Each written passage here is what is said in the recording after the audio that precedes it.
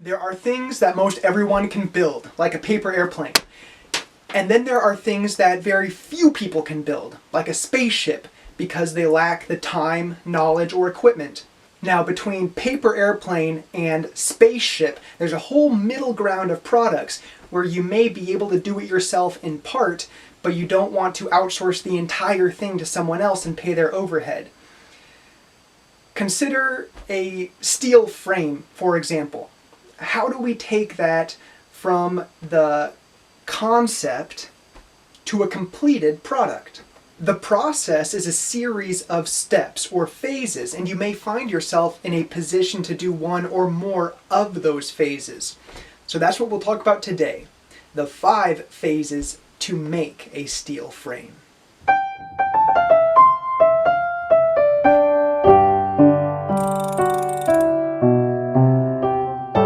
Of the 5 phases of frame fabrication, the first is design. And what is design? Let's do a quick book review.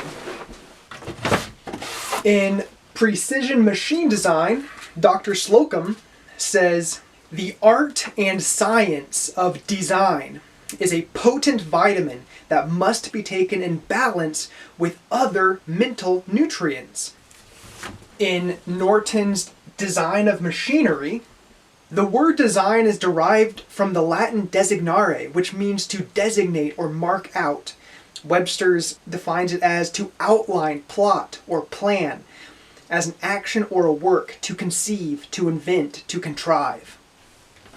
Aurora's Optimum Design defines it as an iterative process. It begins with the analysis of various options. So you look at all the different options and go through them again and again and again until you nail down just the perfect exact one.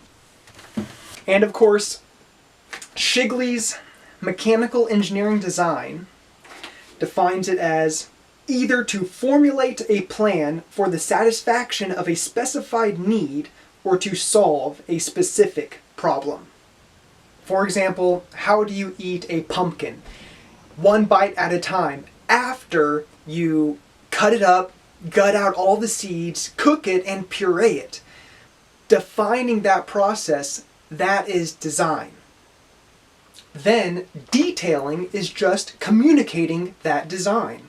This is looking forward to the subsequent production phases, like machining and welding, that sort of thing, where the concept in your head has to be broken down into specific details so that it can be made a reality. If you're working with some real small shops or in a pinch, a sketch will be fine.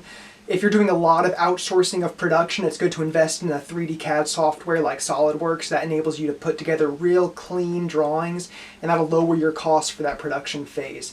But I've been in cases where we've had to design parts really quickly for an emergency, and here's an example just of me throwing together a drawing on a piece of scrap paper, and a good machinist will get it done for you.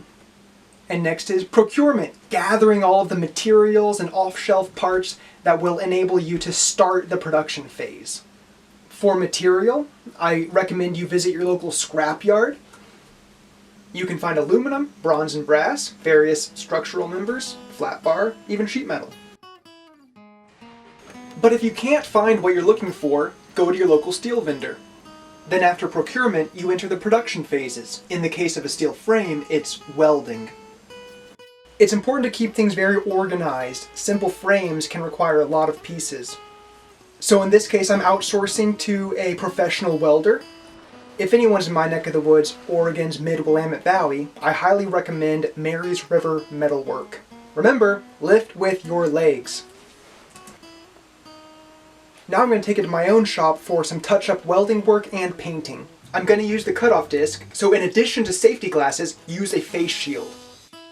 So I just chop the angle iron, clean up the edges. I'm using both a grinder and a sander.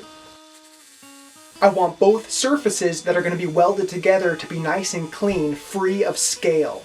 You'll know they're ready when they're shiny. Then you just clamp the 2 pieces together, square it up, make sure it's level. Then just set up your welder and weld. Here I am setting up the welder for 35 thou diameter flux core wire. There are plenty of videos on YouTube to learn how to weld. So what I can add as a mechanical engineering consultancy is keep a little welder on hand.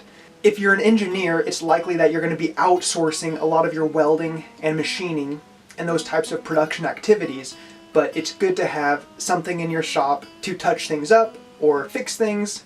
And I found I can get pretty much everything I need done as an engineer done with a 120 volt little Lincoln welder. The reason I'm using flux core is that it's so convenient. I don't have to worry about the gas bottle, and it seems to eat through scale and that kind of thing better than MIG welding, for example. But I will use MIG welding if it needs to be pretty.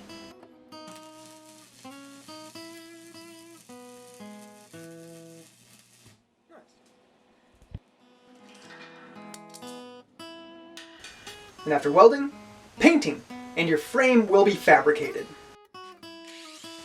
I'm just smoothing it out, flashing it with primer, and painting it red. And it's all done. Nice work. You took your concept to a completed product.